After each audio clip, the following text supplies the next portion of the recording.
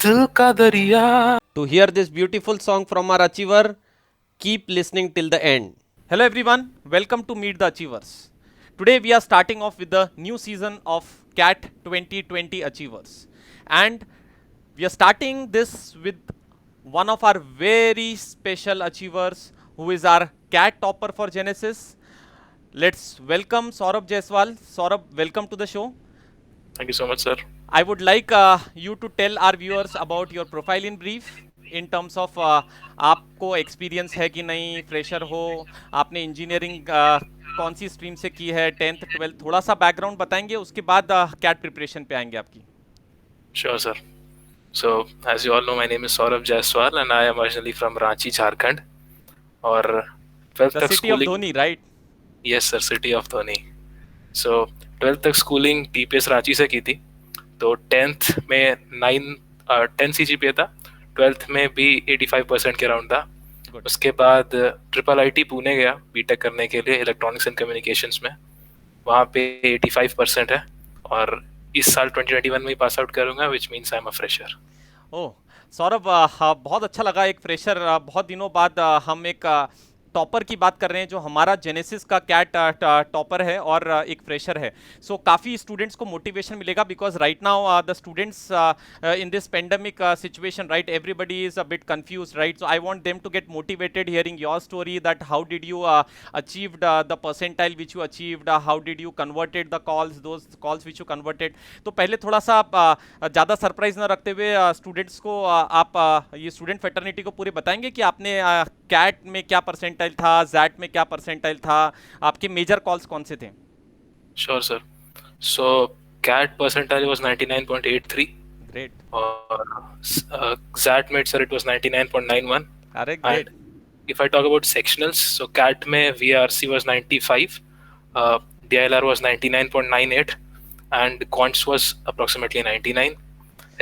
Interestingly, XAT में DILR तो होता नहीं है sir, correct correct correct. but in spite of that, I scored 99.91 in XAT on great. focusing on VRC Great. and Quants. You took And our Genesis legacy one step ahead because Genesis is famous for giving DILR toppers as well, right? So I'm so proud of you, Saurabh, right?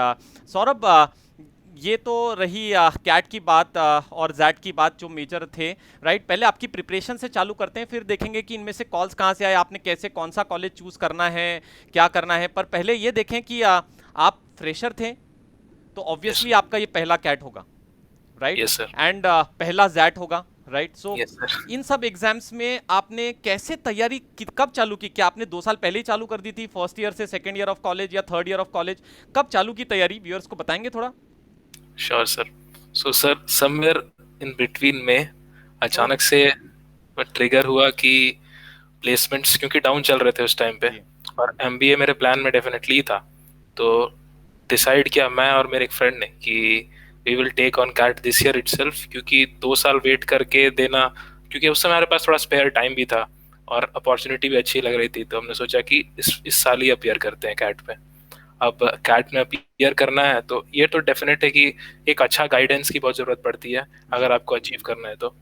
और because मैं और मेरा friend हम दोनों ही पहले JEE का prepare किए थे और वहाँ उस प्रिपरेशन में डेफिनेट हम लोग कुछ ड्रॉबैक्स जो अपना अपना फीडबैक था हम लोग के पास था, तो उस पर हमने वर्क करके सोचा कि यार एक ऐसे इंस्टीट्यूट को ज्वाइन करना चाहिए जो हमारे रिक्वायरमेंट्स के हिसाब से सही बैठे। और टू बी ऑनेस्ट सर, हमने इनिशियली 2 हफ्ते तक, जो कि मिड में से अप्रोक्सीमेटली 22nd 23rd मई तक, हमने सिर्फ अलग अलग कोचिंग इंस्टीट्यूट्स को कांटेक्ट किया, उनके डेमो क्लासेस अटेंड किए। So whatever you could think of from big to small हमने ये किया। ग्रेट. उसके बाद फिर फाइनली आपसे बात किया सर। जी. और आपसे बात किया तो मेरे फ़ोन में सर एक्चुअली वो कॉल रिकॉर्डिंग का फीचर है। तो करेक्ट. आपसे जब बात किया तो उसको मैंने अपने बडीज के साथ शेयर किया। तो उसके बाद उन लोगों ने कहा कि सुन के तो अच्छा लग रहा है। फिर जी. थोड़ा हमने बात आगे बढ़ाई और 25 मई को फिर जेनेसिस ज्वाइन किया। Great. So proud that so fortunate to be one of your mentors. So Saurabh, 25th मई को आपने चालू किया, राइट? आप मई मिड में उसी साल के कैट के लिए 3-4 महीने ही बचे हैं, अभी पेंडेमिक है, राइट? सडनली आप देखते हैं कि ये मार्च में लॉकडाउन हुआ, फिर एक्सटेंड होते होते होते होते तो काफ़ी टफ पीरियड था काफ़ी स्टूडेंट्स के लिए. तो आपने उसके पहले तैयारी पहले ही चालू की थी कि ज्वाइन करने के बाद ही चालू की, और फिर कैसे चालू की? जेनेसिस का मटेरियल आपके पास आपको कम लगा, ज़्यादा लगा, कैसे आपने प्लान किया? बिकॉज नॉर्मली हमारे भी जो स्टूडेंट्स एनरोल्ड हैं उनको लगता है कि जेनेसिस का मटेरियल काफ़ी ज़्यादा है, तो कैसे आपने प्लान किया, कैसे पेसअप किया? राइट, थोड़ा सा स्टूडेंट्स फेटर्निटी को आप बताएंगे आपके एक्सपीरियंस से। They are going to learn a lot and they are going to get motivated, because मई में चालू करके एक बंदा मिड मई में सोचता है कैट के बारे में, मई एंड तक कोचिंग ज्वाइन करता है, कब चालू करेगा तैयारी, फिर कैट जैट इतने अच्छे परसेंटाइल से निकालना। और आपने जैसा कि स्टूडेंट्स को पहले ही अपनी प्रोफाइल में बताया कि आप कोई आईआईटी और ऐसा कोई डेफिनेटली पहले से आपका कोई ऐसा नहीं है प्रोफाइल बहुत ज़्यादा कि हमेशा से टॉपर ही रहे, जेई के टॉपर भी थे, रैंक वहाँ पे भी थी। तो थोड़ा सा उनको बताइए कैसे प्लान मुमकिन हुआ, ये परसेंटाइल कैसे आया? Right sir. सर जैसे कि पहले कुछ प्रिपरेशन शुरू नहीं किया था, उसी टाइम से स्टार्टिंग था। और अभी जैसा आपने सर, जैसा मैं जेई के बारे में बता रहा था, तो I realize at that point of time कि फोकस्ड मटेरियल और क्वालिटी कंटेंट काफ़ी ज़्यादा मैटर करता है ओवर क्वांटिटी। तो जेनेसिस को मैंने इसलिए ज्वाइन किया था क्योंकि टाइम बहुत कम था और I wanted to focus on that quality over that quantity. तो जब जेनेसिस पे मैंने लाइक मैं यहाँ पे पहुंचा और उसके बाद जो असेसमेंट किया अपना लेवल का, उससे मेरे को यही लगा कि जो मटेरियल है वो उसकी क्वांटिटी बहुत ज़्यादा नहीं है, और जो मटेरियल की जो क्वांटिटी है वो बहुत ही फोकस्ड है, और उससे और उसमें वैरायटी है, तो that is going to help me to get a good percentile. अभी जब प्रिपरेशन स्टार्ट किया सर, तो एज आई सेड कि it was a lot of planning. Like 100, अगर टोटल देखा जाए तो like 40% of my preparation was only planning. Only 60% you could say was studying. So even on a daily basis, initial part पे तो आधा time I used to spend planning myself and also along with my buddy. So जैसे कि कुछ tools का जैसे हमने use किया इस preparation के दौरान, so it was like एक हम Excel sheet बना के रखते थे और उस पर हम अपना डेली प्रोग्रेस ट्रैक करते थे। So it was right from the beginning. Also जो मटेरियल्स हमारे पास अवेलेबल था उसके लिए हमने प्लान किया कि से अगर हमारे पास 5 मंथ्स है प्रिपेयर करने के लिए, और उसमें we are aware of ourselves कि उसमें हो सकता है 20 दिन स्लैक तो डेफिनेटली रहेगा। करेक्ट। और कुछ ना कुछ में इन्वॉल्व रहेंगे, तो उन सबको कट करके कि भाई डेली बेसिस पे कितने क्वेश्चंस बनाएंगे तो मटेरियल फिनिश कर पाएंगे, कितने वीडियोस देखना पड़ेगा, किस किस इंटरवल पे अपने मेंटर्स को कांटेक्ट करेंगे हम लोग कि भाई कितने 15 दिन पे करना है, किस तरह से मॉक्स पे इन करेंगे, किस तरह से पेसअप करेंगे, एंड डेफिनेटली कि फिर वो पर्सनलाइज्ड टाइप से उसको किस तरह से ले जाएंगे कि उससे अपना सबसे मैक्सिमम जो है फायदा हो सके। सौरभ, मुझे तो इस आज तरह से स्टार्ट। जी मुझे आज भी याद है सौरभ कि आप और आपके बडी दोनों कॉन्फ्रेंस कॉल पे, राइट, हमने काफ़ी टाइम फाइन ट्यून किया है। स्टार्टिंग में भी आपने हमेशा से मुझे लूप में रखा है and I was fortunate, even Swati ma'am was fortunate कि आपने हमेशा लूप में रख के और बिल्कुल एकदम डायरेक्टेड काम किया है। तो थोड़ा व्यूअर्स को ये बताइए कि आप क्या कॉलेज की पढ़ाई बिल्कुल नहीं करते थे? कॉलेज भी तो इंपॉर्टेंट होगा, प्लेसमेंट्स भी होंगे, राइट, जैसा आपने बताया था, क्योंकि एक बैकअप लेना भी ज़रूरी है। जब आप स्टार्ट कर रहे थे तो ऐसा तो नहीं सोचा होगा कि पहली बार में ही इतना परसेंटाइल पक्का ही आ जाएगा, राइट? तो इतना कोई 100% कॉन्फिडेंस तो किसी को नहीं रहता है। तो आपने कैसे कॉलेज की पढ़ाई, कैट की पढ़ाई कैसे, थोड़ा सा माइक्रो लेवल पे मैं चाहता हूँ आप बताएं कि कैसे आप मैनेज करते थे, ताकि स्टूडेंट्स जो अभी करना चाह रहे हैं, जो वही प्रॉब्लम फेस कर रहे होंगे, उनको थोड़ा सा एक आपकी प्लानिंग का फायदा मिले, तो रीयूजेबिलिटी थोड़ा बढ़ाएंगे। Right sir. तो सर अभी तो जस्ट एक ब्रीफ दिया था कैट में कैसे प्लान किया था कि कैट को कैसे टारगेट करना है। अब ये प्लानिंग तो काफ़ी टाइम कंज्यूमिंग था, प्लस कॉलेज भी साथ में चल रहा था। तो पहले तो कॉलेज की क्लासेस, फिर पुराने पेंडिंग एग्जामिनेशन, प्रोजेक्ट्स, प्रेजेंटेशन, वो सारी चीज़ें, साथ ही साथ प्लेसमेंट सीजन भी स्टार्ट हो गया। तो उसका भी प्रेशर था कि इस साल अगर कैट नहीं होता है तो कैसे उसको ले जाना है। तो हमारा कॉलेज होता था वो मॉर्निंग में अबाउट 9-10 स्टार्ट होता था और लंच होता था, फिर इवनिंग सेशन होता था। तो कॉलेज तो अटेंड करना पड़ता था बिकॉज ऑफ अटेंडेंस कंपल्शन। उसके बाद आई यूज टू ट्राई कि कॉलेज से जो भी टास्क मिला है उसको उसी टाइम पे कंप्लीट कर लिया जाए। तो जो असाइनमेंट्स हैं या फिर कुछ खुद से सेल्फ स्टडी करना है वो पार्ट एकदम उधर ही कर लेता था। उसके बाद I use to go to sleep after having my lunch a bit late. उसके बाद रात को उठा अराउंड 9 बजे करीब, और उसके बाद 1-2 घंटे थोड़ा सा इधर उधर बात किया, घर पे देखा सब सही है कि नहीं। उसके बाद जो मेरा स्टडी बडी था, यूजुअली मैं उसको on a daily basis contact करता था। तो उसके बाद और डिपेंड करता था कि हम कितने देर बात करते हैं, तो किसी दिन 30 मिनट्स भी, किसी दिन 3-4 घंटे भी बात हो जाती थी। और उसके बाद it was usually 1 or 2 AM at night when I used to start my studying, because वो टाइम ऐसा होता था कि यू कैन कंप्लीटली फोकस, कि करेक्ट। ना किसी का टेक्स्ट आएगा ना कॉल आएगा। And I also use to keep my stopwatch on all the time. तो अगर मैं कोई भी क्वेश्चन बना रहा हूँ, चाहे वो कोई भी मटेरियल, चाहे वो कुछ भी सॉल्व कर रहा हूँ, वो स्टॉप वॉच हमेशा क्लिक करता ही रहता था।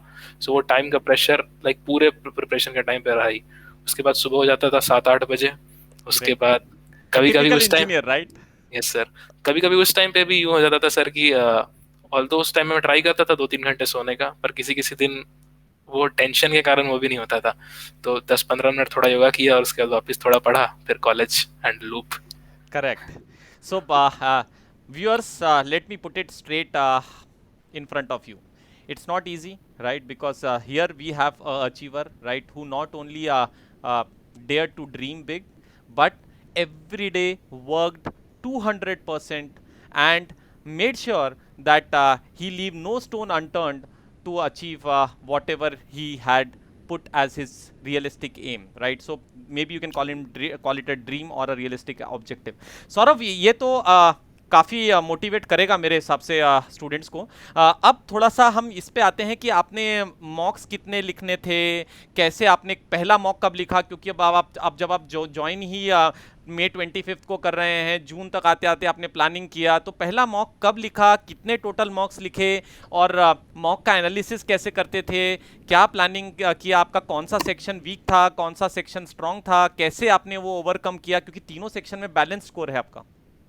Right sir. सो सर, पहले जो हमारा प्लान था कि जून में हमने स्टार्ट किया है प्रॉपर स्टडी करना, मई ज्वाइन करने के बाद। तो टारगेट ये था कि जुलाई एंड से मॉक्स देना स्टार्ट करेंगे। ओके। पर थोड़ा सा डिले, क्योंकि प्लान में ऑब्वियसली होता ही है। जी। तो we started giving mocks from the month of August. Okay. About I think 15 अगस्त को हमने पहला मॉक लिखा था अपना। अरे ग्रेट। उस दिन छुट्टी थी कॉलेज फिर को। भी 15th August, right? Minded viewers, all of you have been asking me a lot of questions about mocks, right? So here we have a true story from the horse's mouth, nothing being made up about it. So he's so honest to tell you कि उसने plan तो जुलाई and से ही किया था, but as a engineer, right, all of you would be, most of the engineers will agree with the fact that deadlines achieve करने में थोड़ा तो लैग होता ही है। तो अगस्त सेकेंड वीक के आसपास उन्होंने अपना पहला मॉक लिखा। तो सौरभ, क्या प्लानिंग थी, कितने मॉक्स लिखने की प्लानिंग थी टोटल?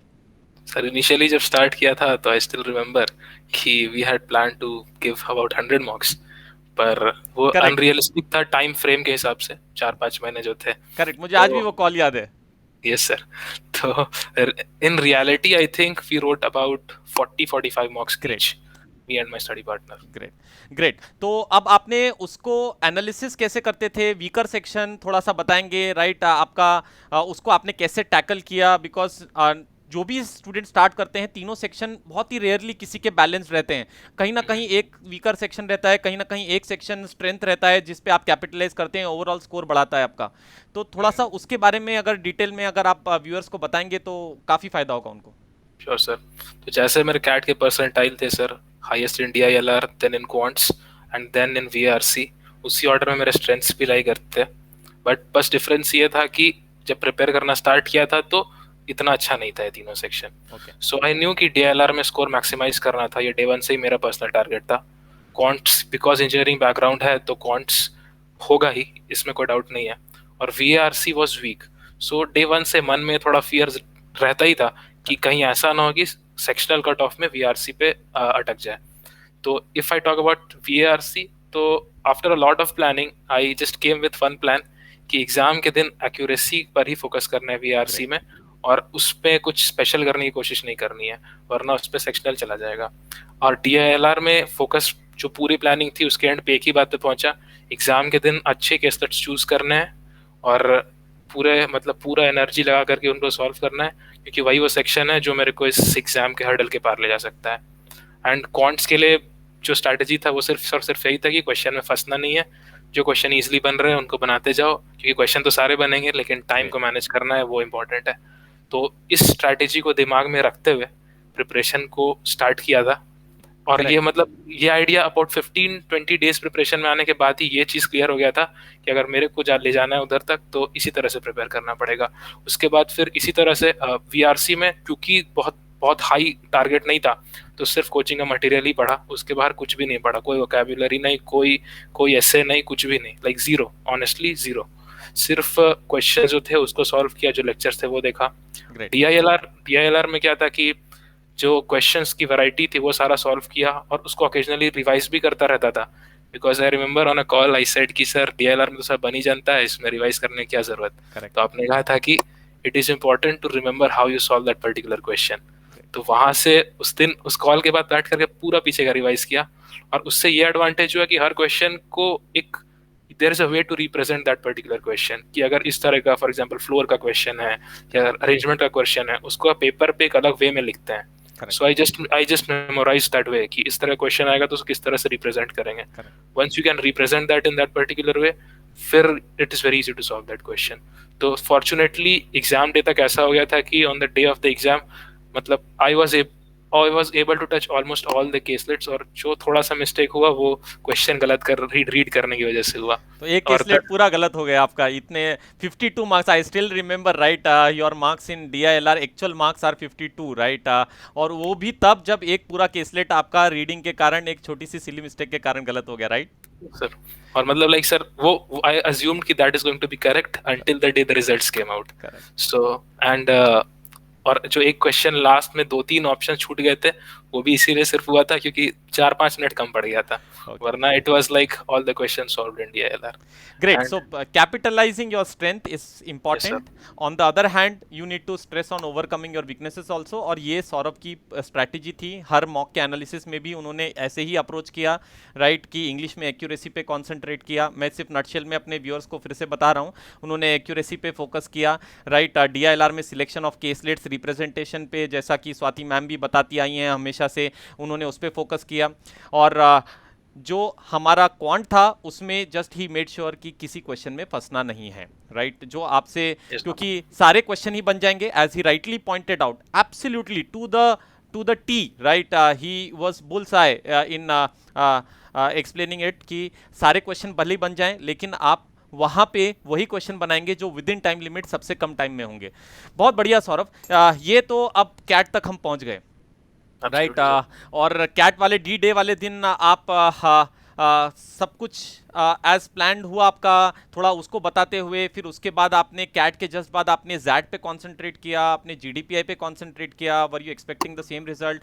थोड़ा सा कैट और कैट के बाद आप थोड़ा सा बताएंगे कौन कौन सी एग्जाम्स में आपने क्या क्या तैयारी की, कैसे तैयारी की, और इन द मीन टाइम क्या आपने आपका कहीं पे इंटर्नशिप भी हुआ, कैसे हुआ? क्योंकि वो राइट फ्रंट सर, भी मैं चाहता हूँ कि लोग उससे इंस्पिरेशन लें कि सिर्फ कैट को ही नहीं, आपने बाकी चीज़ों को भी मैनेज करते हुए सब कुछ अच्छे से किया। Right sir. So CAT was in November and, और प्रिपरेशन तो चल ही रहा था जब तक, और ये भी लग रहा था कि ठीक है, लाइक 95-96% तो जरूर पहुंच जाएंगे, कोई ना कोई आईएम जरूर कन्वर्ट होगा। और अक्टूबर के मंथ में कॉलेज की में वो कंपनीज आने लगी जिनको मैं पर्सनली ज्वाइन करना चाहता था। तो वहाँ पे ये इंश्योर डेफिनेटली करना था कि अगर कैट नहीं होता है तो कंपनी ऐसी ना हो कि जो कि मतलब जहाँ मन ना करे काम करने का। अक्टूबर के मंथ में कॉलेज में जीएस एसोसिएट्स आई, तो एक वीक स्पेशली उसके लिए निकाला, और फिर जीएस एसोसिएट्स में जॉब लगी। इसके पहले 2 प्लेसमेंट ऑफर्स और थे, जिसमें से एल&टी इन्फोटेक भी था, और एक प्लेसमेंट ऑफर एकदम लास्ट में आता है, वो जीडीपीआई जब चल रहा होगा उस टाइम पे उसको डिस्क्लोज करूंगा। जी बिल्कुल। हाँ सर, और तो ये प्लेसमेंट्स वाली चीज़ चलती रही, साथ ही साथ कॉलेज के एकेडमिक्स को भी फोकस करना था, बिकॉज इनिशियली फर्स्ट और सेकंड ईयर में मेरा परसेंटेज उतना अच्छा नहीं था, और ये पता था कि जब सिलेक्शन होगा एमबीए कॉलेज में तो वो मैटर करेगा। तो साथ ही साथ कॉलेज का सीजीपीए को भी पुश कर रहा था, और ये सब चलता रहा। फिर नवंबर एंड आया, जब एग्ज़ाम का आया, तो मैंने एक चीज़ किया कि मॉक्स को थोड़ा सा टाइम पहले स्टॉप कर दिया, क्योंकि मॉक में थोड़ा सा स्कोर लास्ट में टिप कर रहा था, पर मेरे को ये पता था कि आई हैव द पोटेंशियल, तो अब यहाँ से डिमोटिवेट होने का कोई मतलब नहीं है। और एक इंटरेस्टिंग थिंग सर, जो आखिरी मॉक लिखा था उसमें डीआईएलआर में 1 नंबर आया था सिर्फ। ओ देखिए तो Saurabh, so open, right? The best thing that I like about you is that you are so open with our viewers, right? I don't think so ever any of my achiever has disclosed, though they also have got such a low score, but the way you have disclosed it, I think so that should definitely give my viewers and the coming students, budding students, a lot of inspiration and a lot of fighting spirit. Right sir, तो 1 number आया, तो उस दिन मैंने decide किया कि अब mock नहीं देना है, बस हो गया, कैट के दिन देख लेंगे। उसके बाद वहाँ से मॉक नहीं दिया, सिर्फ लास्ट के approximately 10-15 days was only revision, और revision of variety in all the 3 sections, और वापस यही खुद को रिपीट करना कि मेरी स्ट्रैटेजी क्या है। एग्जाम के दिन भी स्ट्रैटेजी यही रहेगी, चाहे एंड रिजल्ट जो भी हो। एग्जाम का दिन आया तो ऑनेस्टली टेंशन बिल्कुल भी नहीं था। The reason, like zero tension. The reason was कि उस स्ट्रैटेजी को इतने टाइम से प्रैक्टिस कर रहा था और सोच रहा था कि आई न्यू कि स्ट्रैटेजी यही रहेगी चाहे पेपर कुछ भी हो। देन एग्जाम एग्जाम को हॉल स्टार्ट में पहुंच गया, स्टार्ट हुआ एग्जाम। तो it was not at all like I was tensed. तो एग्जाम जब स्टार्ट हुआ तो मैंने I just took a round, sir बस घुमाया हॉल में, देखा कि बाकी लोग क्या कर रहे हैं, और उसके बाद I started my paper. VRC start हुआ। थोड़ा सा उस दिन it was not very difficult, it was not very easy, थोड़ा सा ऊपर से ही चल रहा था। सो आई न्यू कि मेरे को क्या करने का है, और वो सिंपली यही था कि एक्यूरेसी पे ही फोकस करना है, ज्यादा तुक्का नहीं मारना है, नॉन नेगेटिव क्वेश्चन अटेम्प्ट करने हैं। बीआरसी खत्म हुआ, आई न्यू कि सेक्शनल्स निकल चुका है इसका। डीआईएलआर आया, 40 मिनट्स ही था, और आई थिंक 5 केसलेट्स थे। यस 5 केसलेट्स थे। तो I just gave a brisk for 5 केसलेट्स। का एडवांटेज बस ये था कि you have not a lot of caselets to overview. Correct. तो I just gave a brisk overview and I started off with a 6 question set, और उसको solve करने में 17-18 मिनट्स अप्रोक्सीमेटली लग गया। तो I was just left with 22 minutes for the remaining 4 sets. But क्योंकि वो 6 सेट वाला सॉल्व हो चुका था कम्प्लीटली, सो आई न्यू कि एक डिसेंट लेवल पे भी पहुंच गया है। और उसके बाद I started to push, and last question मैंने देखा नहीं था डीआईएलआर का। सो जब मैं उस क्वेश्चन को देखा तो आई रियलाइज कि दिस इज वेरी इजी, और I think that was a game changer for me, because वो 4 क्वेश्चन लाइक 4 मिनट में बन गए थे।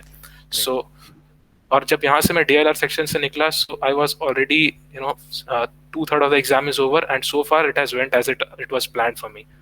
सो क्वांट्स में उसके बाद बस उस मोमेंटम को कंटिन्यू करना था। डेफिनेटली डीएलआर का में जो एनर्जी लगी थी उसके कारण मैं थोड़ा थक गया था, दिमाग थोड़ा ड्रेन हो गया था, क्योंकि बहुत एनर्जी उधर लग गई थी। तो क्वांट्स में थोड़ा सा लीनियंट लिया खुद पे, और सिर्फ इजी क्वेश्चंस को टारगेट किया, कुछ स्पेशल करने की कोशिश नहीं किया। तो उसका एडवांटेज ये हुआ सर कि आई थिंक नेगेटिव डीआईएलआर और क्वांट्स में दोनों ही सेक्शन में 0-0 थे, एक्सेप्ट डीआईएलआर में जो क्वेश्चन मैंने गलत पढ़ा था। तो अगर आप नेगेटिव को इंक्लूड ना करें और उस गलती को इंक्लूड ना करें, तो on the D day my accuracy in DILR and quants was 100, and in VRC I think it was 75 और 80। तो आई थिंक एंटायर गेम आपका एक्यूरेसी पे था। Yes sir. तो सौरभ, कैट होने के बाद अब जो भी था, आपको ये तो पता था कि उतनी खराब नहीं गई, उतनी अच्छी नहीं गई, but how did you motivated yourself for that, right? 99.9 उसमें कैट से भी बेटर आपने किया परसेंटाइल में। फिर जीडीपीआई कब चालू किया? थोड़ा सा व्यूअर्स को वहां तक ले जाएंगे तो they are going to get motivated a lot. Right sir CAT के बाद बिकॉज आई न्यू कि from the predictions and rank predictor इतना था कि 99.6 कैसा प्रेडिक्शन चल रहा था उस टाइम पे, 99.6 ऐसा। तो इट वाज लाइक कि ब्लैकी से 1-2 कॉल शायद आ जाएंगे, आई एम कैलकाटा हो गया और ऐसा। So I was in a fair position कि ठीक है, सही है। जभी तो फिर जैट पे आई न्यू कि I don't have to try anything new, सिर्फ थोड़ा वीआरसी करना है। और मन में एक चीज थी कि डीआईएलआर होगा नहीं, तो उस दिन I have to focus on quants.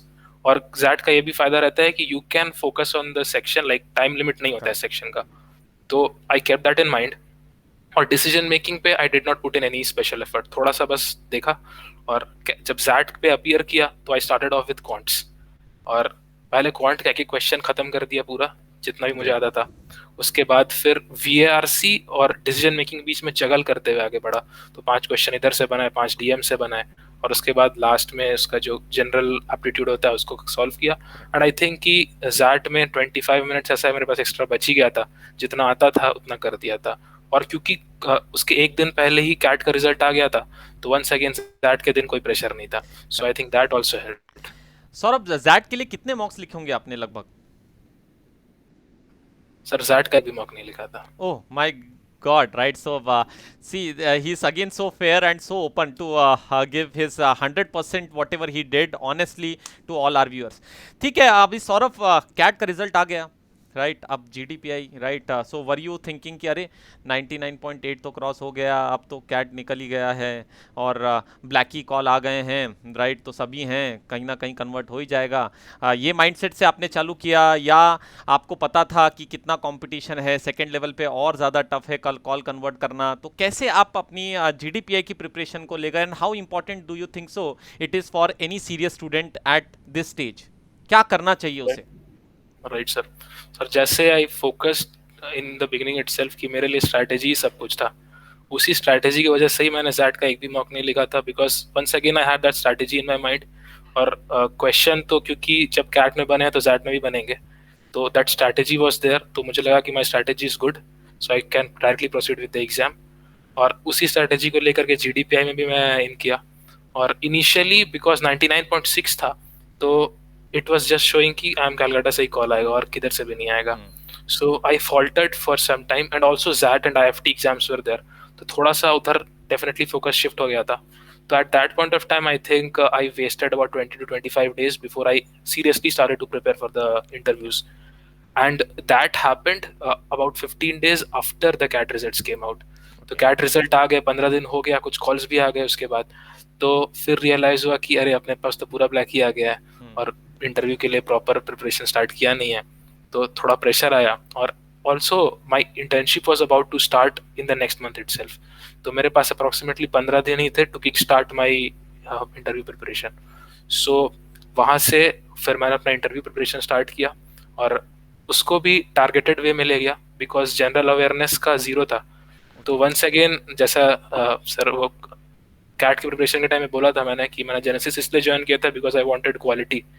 तो जो करंट अफेयर्स था उसमें भी सिर्फ क्वालिटी पे फोकस किया, क्वांटिटी पे नहीं किया, बिकॉज क्वालिटी पे फोकस करेंगे तो it will cover 80% and quantity will only give the rest 20% जो चाहिए ही नहीं। करेक्ट, 80% से अचीव हो जाता है। करेक्ट। सो जो इम्पोर्टेंट न्यूज सोर्सेज थे वो सारा पढ़ना स्टार्ट किया, बस कुछ एक्स्ट्रा हाथ पैर इधर उधर नहीं मारा। और अपना जो बीटेक का बैकग्राउंड था उसको थोड़ा ब्रश करना स्टार्ट किया, बिकॉज एक्स्ट्रा ऑर्डिनरी तो मेरा बिल्कुल भी एकेड्स नहीं था। सो आई न्यू कि मेरे एकेडमिक्स पे ही, जहाँ भी इंटरव्यू में एकेडमिक्स आएगा वहाँ पे थोड़ा सा दिक्कत होगा। So I knew that. Also hobbies, about myself, इन सब चीज़ों पे मैंने ज़्यादा फोकस किया। अपने को किस तरह से पैनल पे प्रोजेक्ट करना है उस पर भी फोकस किया, क्योंकि अगर इंटरव्यू वहाँ से शिफ्ट होता है और टेक्निकलिटीज पे जाता है तो it would have been a bit difficult for me to pull that off. तो understanding where my strengths lie, उसी तरह से मैंने इंटर जीडीपी का भी प्रिपरेशन स्टार्ट किया था। ग्रेट। तो आप कुछ बताने वाले थे सौरभ, कि आपका जो इंटर्नशिप था, राइट, उसके बारे में आपने बोला था जीडीपीआई की प्रिपरेशन और उसके बाद कुछ खोलूंगा, तो कहीं स्पेशल और आपने कुछ कन्वर्ट किया? Yes sir. तो जब मेरी सीएस में जॉब लग भी चुकी थी सर, उसके बाद इंटरव्यूज भी चालू हो गए थे, एंड आई थिंक कि like I wanted to go to either IIM Bangalore और एफएमएस, यही दो मेरे प्रायोरिटी थे on day one when I started to prepare. It was not IIMA because I wanted to go to IIM Bangalore. Correct, तो because you relate more to it, right, वो personal story है, yes but anyways I was sir, yes also, you have been very clear about your choices of B schools from day sir, one. तो correct, तो Bangalore consulting तो थोड़ा। yes sir, or I also wanted to be in Bangalore after Pune. Bangalore should have been the next correct, stop. तो from there I had that, so मेरा पहला interview I am Bangalore का ही हुआ। और it was very it was very difficult for me क्योंकि पहला I am का interview है, वो आई एम बैंगलोर का है, और you don't have any prior idea कि कैसा करेक्ट, होता है, फर्स्ट अटेम्प्ट भी है कैट पे, तो काफी कुछ था। और it was also ringing in the back of my head कि this is probably the most important day in your life so far, तो how are you going to pull that off, panel list में कौन रहेंगे, कैसे उसको होगा। तो I remember calling you sir and कि सर बहुत दिन के बाद टेंशन हो रहा है, because this foreign CAT preparation, I don't remember any day where I was actually like tensed very much. But before that Bangalore interview, I was tensed. So आपसे बात हुई sir, and you just said one phrase which I remember. आपने कहा कि before the interview, it was I think only a 2 minutes call, and you at the end said कि they must know who Saurabh Jaiswal is before the interview ends. And I think that is something which I just reiterated inside my head. और तो जब interview पे बैठा भी तो बस ये इंश्योर किया कि उनको सब कुछ बता दूं अपने बारे। और जिस तरह से मैंने प्रोजेक्शन की बात की थी, तो इंटरव्यू पे मैंने आई think it was bit kind of risky, but I projected like a true self of myself in the interview, and I think the panelists related to it. और जिस वजह से like पहला इंटरव्यू था IIM का cat का लेकिन फिर भी बैंगलोर आपने कन्वर्ट किया convert Bangalore, you achieve the target, the goal, right? Sir. So Saurabh, आपने आईएम बैंगलोर कन्वर्ट किया, एफएमएस कन्वर्ट किया, वो ठीक है, लेकिन बीच में आपने आईएफटी का नाम लिया था, राइट? तो सर आईएफटी का कुछ स्टोरी है अगर अच्छा, जो आप अपने व्यूअर्स को बताना चाहेंगे, उससे कुछ लर्निंग देना चाहेंगे, राइट? मुझे क्योंकि वो किस्सा अभी भी याद है, तो मैं चाहता हूँ कि आप व्यूअर्स के साथ शेयर करें। Yes sure sir. तो जब कैट और जैट थोड़ा अच्छा हो ही गया था, तो एक थोड़ा सा अपने ऊपर प्रेशर भी आ गया था कि अगर आईएफटी भी पुल ऑफ कर लेते हैं तो ये हो जाएगा कि तीनों एग्जाम को एकदम ये करते हैं। और इसके अलावा मैंने कोई एग्जाम का फॉर्म भरा भी नहीं करेक्ट, था, करेक्ट, फोकस था कि बस ये 3 जगह जाना है, जाना भी है तो।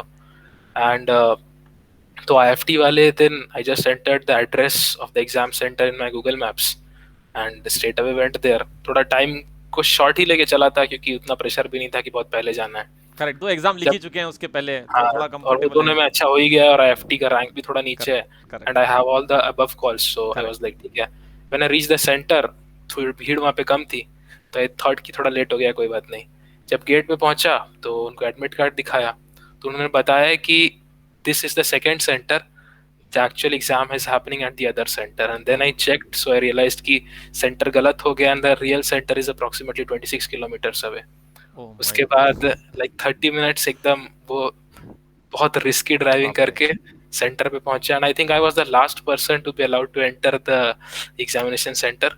तो उसकी वजह से एग्जाम तक पहुंचते पहुंचते पूरा थक चुका था, but I think it was a learning experience which helped me in my Ahmedabad interview, correct, because उस इंटरव्यू के पहले I went to the centre and I one day advanced and I checked कि भाई कहाँ पे हो रहा है interview. Correct, correct.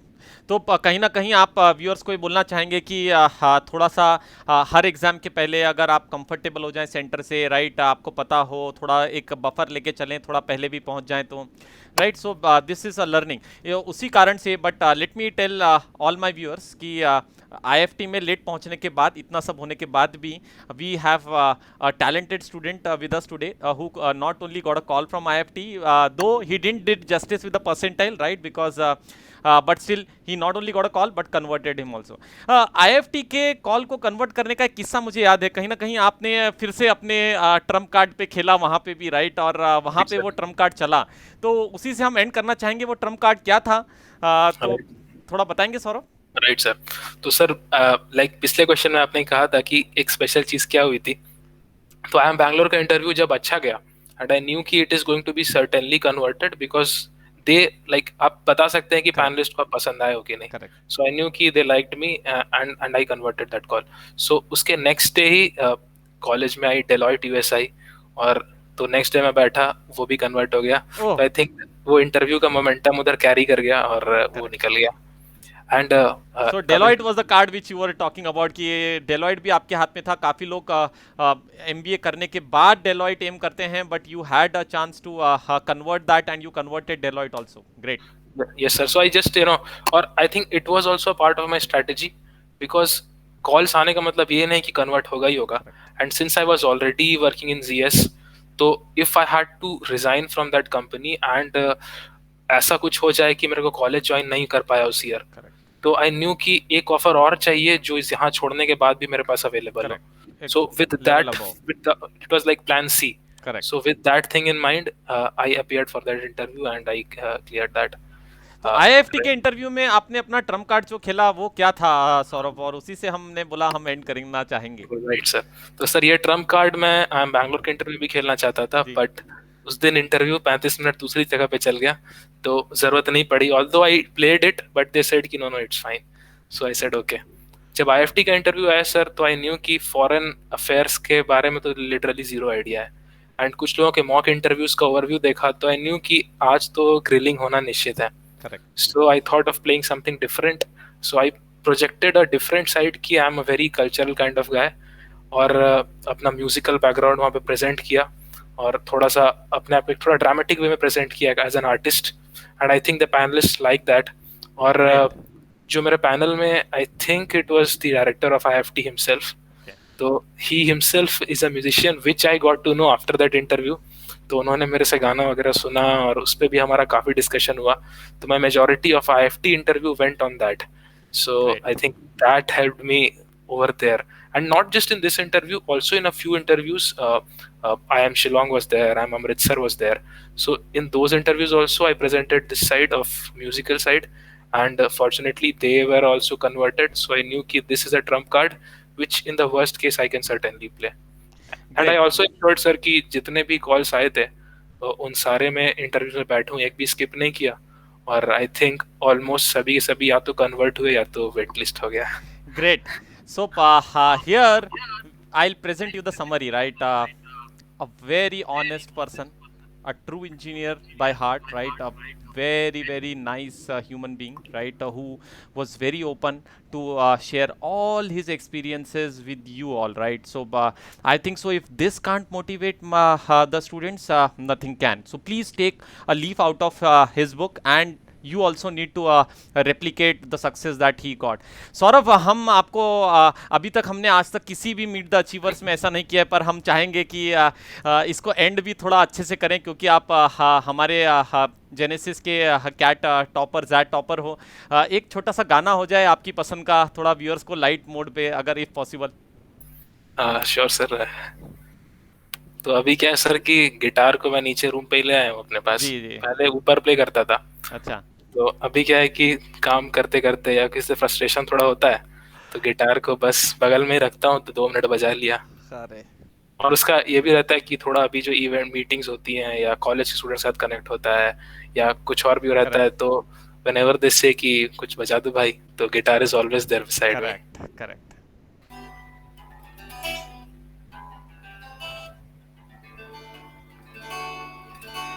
And while I sing this song, एक चीज़ और है सर कि आई थिंक जो सेल्फ मोटिवेशन रहता है सर, वो बहुत ही ज़्यादा इम्पोर्टेंट चीज़ रहती है. और I think my music help me to stay motivated, because I knew कि एवरी डे जो प्रिपरेशन के बाद थक जाता था या हारा हुआ फील करता था, तो music always use to put me up. And I think interviews तक उस चीज़ ने मेरी हेल्प की. So I think this is that self motivation is very very important. तो this song you dedicate to all the viewers. जब भी demotivated हो, मैं बोलता हूँ आप ये डेफिनेटली इंटरव्यू देखिए, और इंटरव्यू में ये सॉन्ग सुनिए लास्ट में, you will also get charge up. Definitely. और संदीप सर की बात सुनिए, बिकॉज उनसे ज्यादा मोटिवेट कोई सॉन्ग नहीं कर सकता है.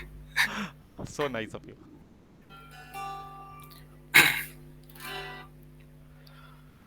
दिल का दरिया बह ही गया,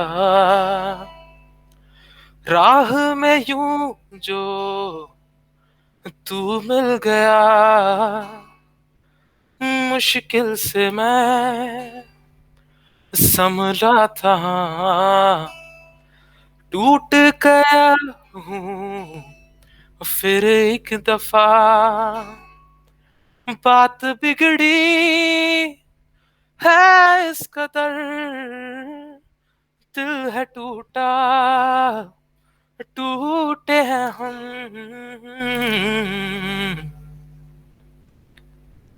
तेरे बिन अपना लेंगे एक भी दम, तुझे कितना चाहे और हम, तेरे साथ हो जाएंगे खत्म, तुझे कितना चाहे और हम. Great. Thank you, sir. A true artist, right? Saurav, I, from on behalf of the entire Genesis fraternity, wish you all the very best. May you shine like a bright gem, right? आप दुनिया में रोशनी फैलाएं और अच्छा करें. IIM Bangalore के band पे आपको देखने की बहुत तमन्ना रहेगी. बिल्कुल वीडियो भेजते रहिएगा, right? I would definitely love to see you anywhere on Facebook or any live concerts, right? Great. I think so. The purpose, right, is fulfilled. My all viewers should definitely get charged up and motivated to be your juniors and to fulfill their dreams like you have done it. Thank you very much for sharing all your experiences so honestly. Again I'll repeat, I've rarely seen anyone sharing so honestly the entire experience of preparation. Thank you so much, sir, and thank you to Genesis. और thank you आपको भी sir, because whenever I look back at my CAT journey, I think it will be incomplete without you, definitely, and And incomplete without Genesis. So Genesis will also be incomplete without students like you, right? Who keeps us going as well. So thank you so much, sir. we have earned each other for life. Absolutely, sir. Great. Thank you, Saurav. Thank you so much, sir.